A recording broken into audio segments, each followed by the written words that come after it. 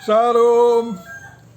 Selamat bertemu kembali Bapak Ibu Saudara-saudariku yang terkasih yang dikasihi Yesus dalam channel Langsung Sitorus ini, yang akan kita gunakan pada kesempatan ini untuk merenungkan apa yang menjadi evangelium pada tanggal 27 Oktober tahun 2024 yang kita sebut juga minggu ke-22 setelah Trinitas. Bapak Ibu Saudaraku yang terkasih, mudah-mudahan pertemuan kita dalam video ini semakin memperkuat iman kita dan persaudaraan kita, kebersamaan kita dalam memberitakan Injil. Maka bagikanlah video ini agar didengar orang lain dan minta mensubscribe. Terima kasih kepada yang subscribe dan yang like-nya. Mudah-mudahan target-target yang disampaikan kepada kita dapat terpenuhi Bapak Ibu Saudara. Mudah-mudahan dalam setiap khotbah yang kusampaikan kepada Bapak Ibu Saudara yang terkasih ada sesuatu yang tidak disampaikan oleh kawan-kawan kepada kita semua. Untuk memulai perenungan kita terimalah penyertaan dari Tuhan kita. Tuhan memberkati engkau dan melindungi engkau. Tuhan menyinari engkau dengan wajahnya dan memberi engkau kasih karunia. Tuhan menghadapkan wajahnya kepadamu dan memberi engkau damai sejahtera. Amin. Tuhan Bapa Surgawi, terima kasih atas kesempatan ini yang dapat kami gunakan untuk merenungkan firman-Mu, dan kiranya Engkau menolong kami dalam perenungan ini sehingga kami dapat semakin memahami, menghayati firman-Mu dan dapat melakukannya dalam kehidupan kami sehari-hari. Ampuni dosa kami Bapa, terima kasih atas kebaikan-Mu. Tuntun kami dalam hidup yang benar sesuai kehendak-Mu. Dalam Yesus Kristus kami memohon. Amin. Firman yang akan kita renungkan Bapak Ibu Saudaraku yang terkasih ditentukan dari kitab Ayub pasal 42 ayat 1 sampai 6. Marilah kita baca apa yang dituliskan di sana. Dan judulnya diberikan oleh Lai adalah Ayub mencabut perkataannya dan menyesalkan dirinya. Ayub 42 ayat 1 sampai 6. Maka jawab Ayub kepada Tuhan Jehovah, aku tahu bahwa Engkau sanggup melakukan segala sesuatu dan tidak ada rencanamu yang gagal. Firman-Mu, siapakah dia yang menyelubungi keputusan tanpa pengetahuan? Itulah sebabnya tanpa pengertian aku telah bercerita tentang hal-hal yang sangat ajaib bagiku dan yang tidak kuketahui. Firman-Mu, dengarlah, maka akulah yang akan berfirman. Aku akan menanyai Engkau supaya Engkau memberitahu aku. Hanya dari kata orang saja aku mendengar tentang Engkau, maksudnya tentang Tuhan. Tetapi sekarang mataku sendiri memandang Engkau. Oleh sebab itu aku mencabut perkataanku, dan dengan menyesal aku duduk dalam debu dan abu. Demikian firman yang akan kita renungkan Bapak Ibu Saudaraku yang terkasih. Yang berbahagia adalah orang yang mendengarkan, memelihara, memahami, menghayati, dan juga mengamalkan, melakukan firman dan perintah Tuhan. Amin. Bapak Ibu Saudaraku yang terkasih, kalau di dunia sastra ya, cerita tentang Hamlet yang dikarang oleh Shakespeare itu sangat terkenal. Itulah sastra umum. Dari buku di Alkitab, sastra hikmat yang paling terkenal adalah kitab Ayub. Walaupun riwayat Ayub di sana sangat singkat, hanya 2 pasal tanpa setengah pasal lagi terakhir. pasal 1 sampai pasal 2 Ayub, dan pasal 42 ayat 7 sampai akhir. Itulah cerita tentang Ayub, tentang hidupnya. Ya. Dan kalau Ayub 3 sampai pasal 41 akhir, semuanya itu merupakan perdebatan tentang kehidupan antara Ayub, kawannya Elifas, Bildad, Sofar, dan Elihu, dan juga dengan Tuhan. Kita semua tahu bahwa Ayub itu bukan seorang Israel. Di ayat 1, pasal 1 dikatakan dia berasal dari Uz, yang sampai sekarang para ahli tidak bisa menentukan di mana itu kota atau kampung Uz. Ada yang mengatakan itu di Edom, berarti tetangga tanah Israel. Dan ada yang mengatakan itu di Damsyik, sebelah selatan, atau di Asur. Dari sudut bahasanya, karena ini ada bahasa Arab, tentu saja ya orang-orang Damaskus itu dulu ada yang berbahasa Arab, kemudian bahasa Ibrani pun, orang Ibrani, orang Yahudi pun jadi kebanjiran bahasa Arab. Yang jelas suatu cerita tentang seorang yang bukan Israel digunakan oleh pencerita untuk menjadi suatu buku yang menerangkan tentang hikmat orang Israel. Jadi Israelisasi terjadilah di situ. Apa tujuannya? Bukan mau menerangkan tentang arti penderitaan atau arti kesenangan, penderitaan di hadapan Tuhan untuk kehidupan manusia, bukan. Tetapi dari cerita Ayub itu dapat kita simak apa tujuan daripada penulis, ya, menulis kitab ini. Menurut saya tujuannya adalah mau menerangkan bagaimana seorang beriman bersikap sewaktu dia kaya dan sewaktu dia miskin dan menderita terhadap atau tentang kepercayaannya dan kesetiaannya kepada Tuhan. Jadi bukan soal kuasa iblis, enggak. Memang penulis mengkaitkan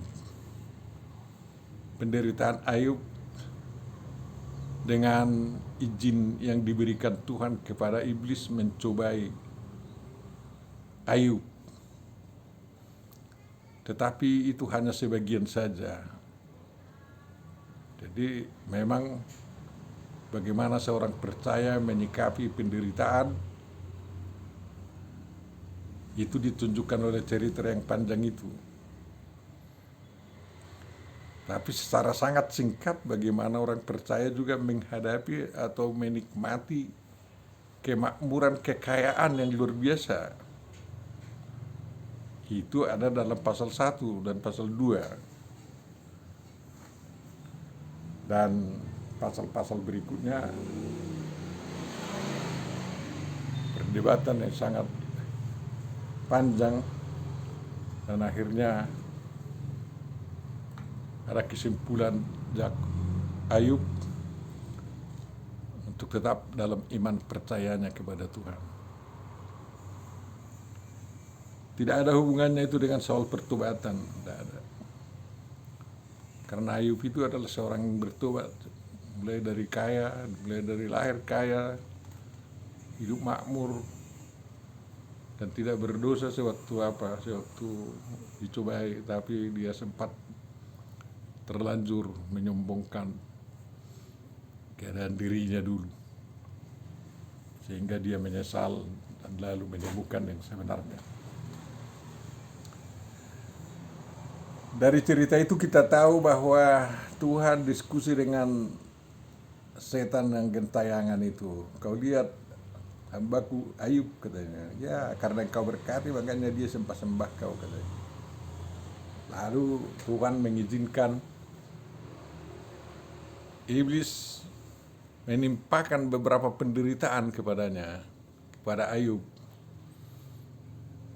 Tapi tidak diberi kuasa untuk mengambil nyawa.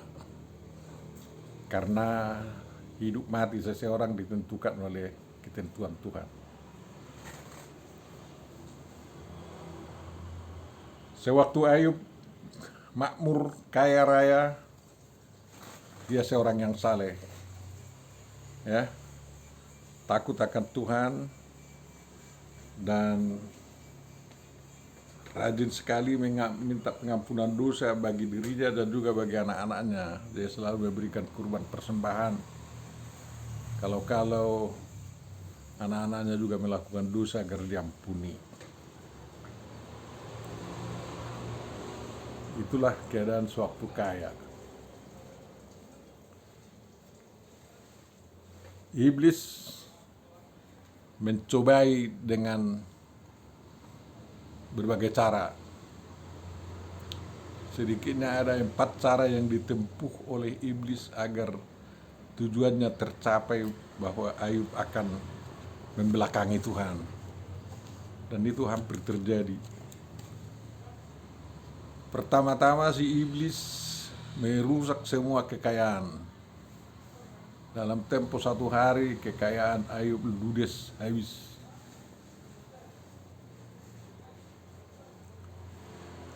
Tapi Ayub tidak pernah tahu bahwa itu pekerjaan iblis. Tuhan yang tahu itu pekerjaan iblis. Yang dia tahu ya dari Tuhan. Biarlah diambil Tuhan. Jadi tahu dia Tuhan itu sendiri yang bekerja di sana, bukan iblis. Ayub tidak jatuh. Iblis bekerja lagi lebih keras, yakni menyebabkan kematian semua putra-putrinya. Ya, 7 putra Ayub, 3 putrinya mati dalam 1 hari. Luar biasa itu. Tapi Ayub juga tidak jatuh. Hidupnya diserahkan kepada Tuhan. Lalu yang ketiga, usaha iblis untuk menjatuhkan Ayub adalah melalui penyakit yang tertimpa kepada Ayub. Dia ditimpa penyakit kulit sampai daging-daging tubuhnya itu hancur-hancur, ya, bernanah-nanah. Tidak bisa lagi tidur di tikar. Orang Batak bilang mersakok bulung lah dia itu. Lebih sakit dari orang yang lepraan. Jenis penyakit yang tertimpa kepada kepada Ayub sampai sekarang tidak diketahui orang apa jenis penyakit seperti itu. Tapi sungguh menyakitkan. Dan akhirnya dia duduk dalam debu dan abu. Karena itu ada yang lembut dan membuat kulitnya menjadi keras tapi sakit. Ayub juga tetap bertahan di dalam imannya. Tidak mau menyesalkan Tuhan. Mengapa ditimpakan hal seperti itu kepadanya? Dia tidak anggap itu ulah iblis, tidak. Karena dia tidak tahu bahwa iblis mengerjai dia. Dan cara yang keempat adalah melalui orang-orang. untuk menghancurkan iman Ayub. Ayub dikunjungi 3 kawannya atau 4, yaitu Sofar, Elifas, Bildad, dan mereka memberikan pendapatnya. Demikian juga Elihu memberikan pandangan-pandangan teologis agar Ayub mengkoreksi imannya dan mempertanyakan tentang hidupnya, yang menurut 3 orang itu adalah pengetahuan Tuhan juga. Mengapa? Dan yang paling luar biasa adalah godaan dari istrinya, karena tidak tahan melihat suaminya menderita, padahal terus suaminya setia percaya kepada Tuhan. Istrinya mengajak agar Ayub suaminya itu membelakangi Tuhan, tapi Tuhan tidak mau. Ayub tidak mau. Dari berdiskusi mereka semua, orang banyak belajar, punya hikmat sekarang ini. Ada yang mengatakan bahwa penderitaan adalah agar manusia bertobat. Ada yang mengatakan bahwa orang berdosa lah yang dihukum berat oleh Tuhan. Pendapat itu semua ternyata salah. Ya.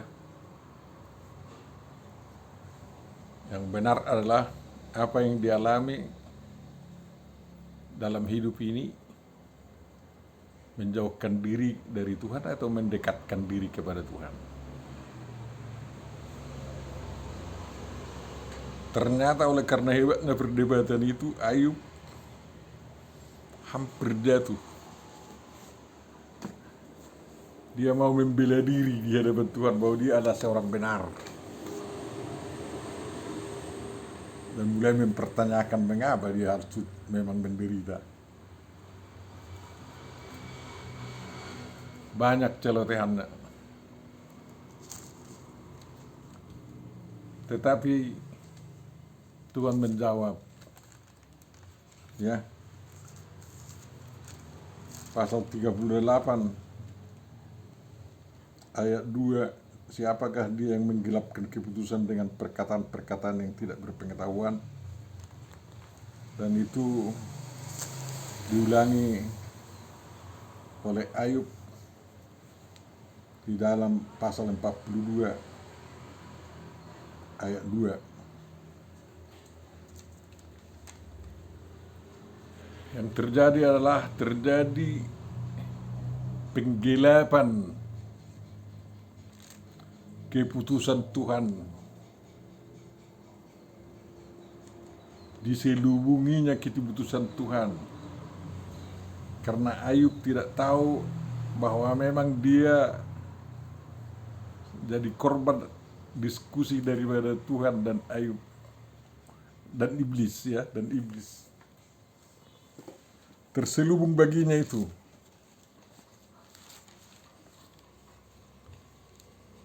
Dan dia tidak pernah menuduh iblis yang menyusahi dia.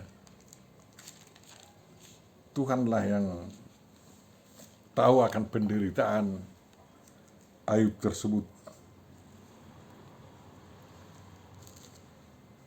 Ayub sadar tentang keberadaannya setelah ada jawaban Tuhan yang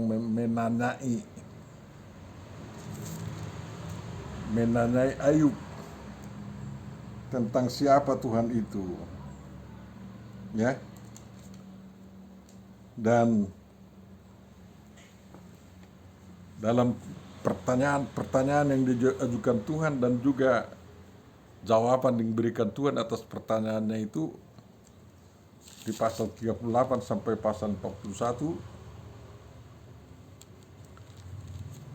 Ayub sadar bahwa Tuhan sanggup melakukan segala sesuatu dan tidak ada rencana Tuhan yang gagal. Ya. Baginya sekarang terungkap apa yang digelapkan dari keputusan-keputusan Tuhan.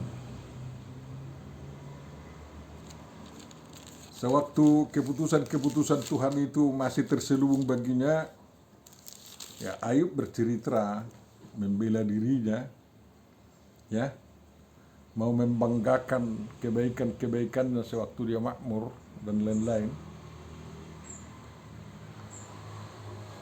dan berbicara tentang hal-hal yang tidak diketahuinya.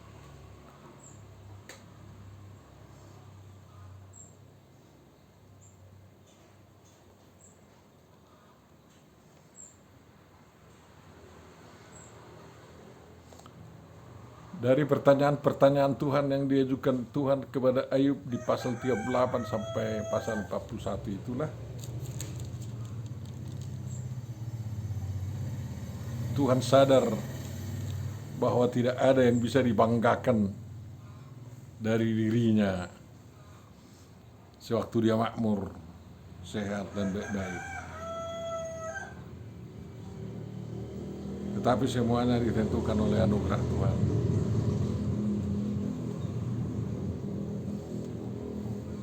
Bagi Ayub, baginya disadari sekarang bahwa semuanya ajaib.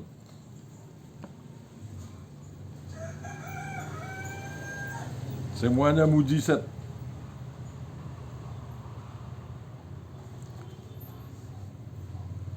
Dia tahu hartanya bisa hilang semua dalam satu hari. Putra-putrinya mati dalam satu hari. Semuanya keajaiban.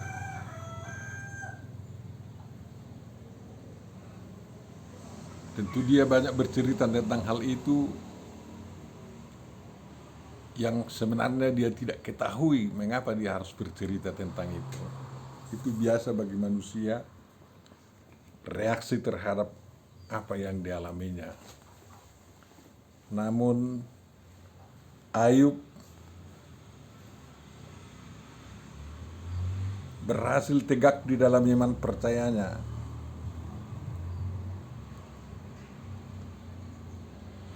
Karena dari semua pengalamannya itu, dia berkesimpulan bahwa matanya sendiri, hidupnya sendiri, telah memandang Tuhan dan merasakan kehadiran Tuhan. Dan itulah jawabannya. Hebat itu kalau memang orang bisa mengatakan, sekarang mataku sendiri memandang Tuhan. Sama seperti teman sekampung perempuan Samaria itu, ya. Si pelacur itu datang memberitahu bahwa dia sudah jumpa dengan Mesias itu. Dan orang berbondong-bondong datang ke sumur itu. Dan setelah melihat Yesus, mereka mengatakan, bukan lagi hanya karena perkataanmu saja kami lihat dan kami dengar, tetapi kami sendiri sudah menyaksikannya dan mendengarnya. Lalu orang sekampung itu memuji dan memuliakan Tuhan. Berbagai macam pengalaman manusia, dan mungkin hanya Ayub yang mengalami seperti pengalaman hidupnya, tidak ada yang lain. Setiap pengalaman manusia punya versi sendiri.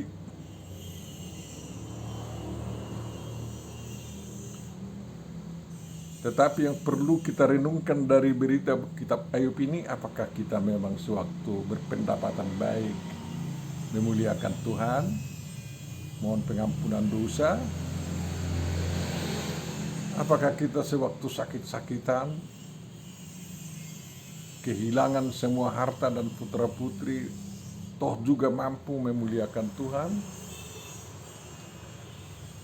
Dan apakah kita telah didakwa oleh teman-teman kita melalui teologi, pemahaman-pemahaman iman yang nampaknya seolah-olah benar padahal tidak? Ya. Kita tetap bisa bertahan dan semakin mengenal Tuhan, itu yang menjadi pertanyaan bagi kita. Dan ternyata Ayub dalam sewaktu dia menyombongkan kebaikannya itu dan mempertanyakan mengapa dia menderita, dia mencabut perkataannya tersebut. Karena apa? Dia mampu mencabutnya karena dia sudah melihat pekerjaan Tuhan yang lebih besar melalui dirinya dan di dalam dirinya. Pencabutan pendapat yang pernah salah dia katakan itu membenarkan diri sendiri. Dia tunjukkan dengan rasa penyesalan dan kesedihannya duduk dalam debu dan abu. Coba bayangkan, Ayub tidak pernah dalam penderitaannya ini mengutuki iblis, enggak. Karena dia tidak tahu itu apakah itu pekerjaan iblis. Hanya pencerita yang membingkai itu sebagai pekerjaan iblis, bahwa iblis diizinkan untuk membuat Ayub menderita dan diberi kesempatan mencobai dengan 4 metode yang luar biasa agar maksudnya ingin menjauhkan Ayub dari kesetiaan kepada Tuhan. Ternyata iblis itu gagal. Ya. Ternyata Ayub berhasil lolos dari semua pengalaman itu. Dan pada akhirnya Tuhan mengganjar ketangguhan iman daripada Ayub itu. Jadi kalau setia kepada Tuhan senantiasa, ganjarannya banyak. Di balik penderitaan ada berkat. Dan memang bisa saja setelah menikmati berkat ada penderitaan. Tetapi terus bergulir penderitaan, di baliknya ada berkat. Yang utama di dalam perjalanan silih berganti berkat dan penderitaan itu, orang beriman tetap percaya kepada kuasa Tuhan, bahwa Tuhan dapat melakukan segala sesuatunya, mengubah kehidupan dari pedih menjadi sukacita, dari duka menjadi suka, dari suka menjadi duka. Bisa saja Tuhan membuat hal sedemikian. Dan juga Tuhan berkuasa juga menghilangkan apa yang sudah dianugerahkannya. Dan Tuhan juga berkuasa untuk memulihkan dan memberi lebih besar daripada apa yang pernah dianugerahkannya kepada seseorang. Dan ending daripada cerita Ayub ini adalah Tuhan memberikan berlipat ganda kepada Ayub yang setia dan menang dalam perjuangan iman itu. Dan itu yang paling indah. Umurnya 140 tahun, putra-putrinya ada lagi 10 tahun, 10 orang, dan istrinya kembali menjadi setia. Ya. Dan dia tetap setia melakukan penyembahan, pemujaan kepada Tuhan dan mematuhi apa yang diinginkan oleh Tuhan. Itulah yang mau diberikan pelajaran kepada bangsa Israel dan juga kepada kita sekarang ini, agar kita mampu berjuang mempertahankan iman kita, baik waktu bersuka cita, kaya raya, dan juga sewaktu kehilangan semua harta benda, dan juga sewaktu ditimpa penyakit yang luar biasa yang tidak ada obatnya, tapi Tuhan yang mengobatinya. Dan kita juga menang sewaktu kita digoda oleh ilmu-ilmu, teori-teori dan teologi-teologi yang nampaknya indah padahal menyesatkan. Tuhan memberkati kita dalam perjuangan seperti Ayub itu, agar ending kehidupan kita di surga kelak sudah disediakan oleh Tuhan, lebih makmur, lebih sejahtera, lebih bahagia daripada kehidupan kita di dunia ini. Amin. Bapa Surgawi, berkatilah renungan yang kami dengarkan pada kesempatan ini, agar kami dapat bertahan, beriman teguh kepadamu, dan hidup kami sandarkan kepadamu, walaupun bagaimana kehidupan kami, entah itu makmur, setia, kaya raya, ataupun menderita, kehilangan semua harta benda, dan juga ditimpa penyakit dan banyak lagi teori-teori yang menggoda kami untuk meninggalkan Engkau, tapi kami bisa bertahan sampai menang. Dan Kau menjanjikan bahwa yang menang itulah yang akan menikmati kehidupan surgawi yang luar biasa, kebahagiaan di sana. Dan itulah harapan kami, Tuhan. Berikanlah hikmat kepada pemerintah kami yang baru. Hari ini, kemarin dilantik presiden dan wakil presiden, dan hari ini dilantik para menteri dan wakil menteri. Dan mulailah pemerintahan baru di Indonesia ini. Kiranya semua bangsa Indonesia bersatu padu untuk membangun dan tidak ada yang menjadi mengkhianati NKRI yang kami cintai ini. Dan itu semua dapat kami rasakan kalau Tuhan mau melindungi bangsa kami. Bangsa kami tidak tahan Tuhan mengalami cobaan seperti yang dialami oleh Ayub itu. Oleh karena itu lindungilah bangsa kami. Dan kalaupun ada pencobaan, menangkanlah seluruh bangsa kami. Menangkanlah seluruh umat-Mu untuk tetap setia mengikuti Engkau di dalam Yesus Kristus Tuhan kami. Makmurkanlah bangsa kami. Amin.